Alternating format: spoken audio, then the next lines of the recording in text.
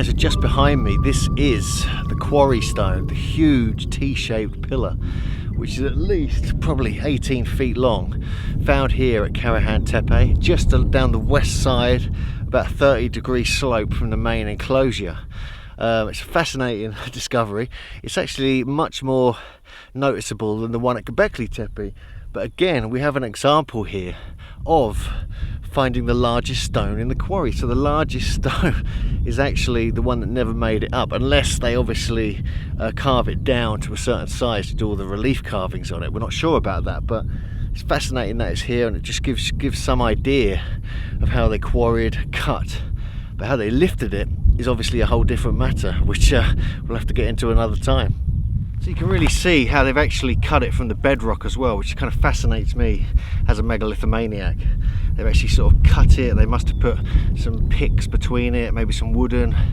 Might have been when they froze it. They could have frozen wood that would have cracked the stone. Who knows? Let's take a closer look anyway. I mean, this little marker stick gives you some idea of the length. We are estimating it at 18 to 20 feet, and you can just see the way this bit here has kind of been showing the T part of the pillar, and over there as well, it's like an irregular, it could be an irregular shaped pillar. Also down here you can see how they cut it from the bedrock and the curved bottom on it as well.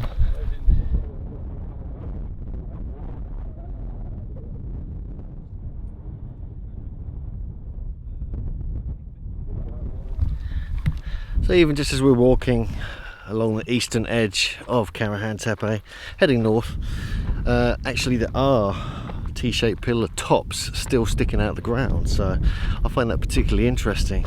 Because how deep are they? How tall are they? I mean, look at the ones at Göbekli Tepe. Some of them are like, you know, 12, 18 feet tall. So it could be the same situation here, where they've actually reburied it, or it could be nature reburying it.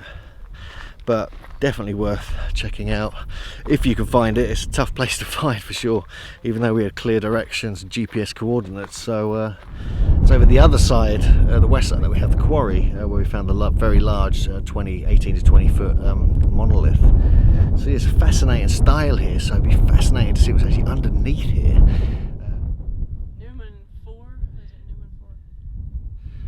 So behind me is potentially another T-shaped pillar, this time on the east side of Karahan Tepe.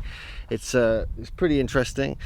We're a bit dubious as to whether it is one, but you can clearly see it's got some shaping on it where the plants have grown in between it, and it's got a larger top than it has at the lower part. So let's have a quick closer look at it so you can get some idea and make up your own mind.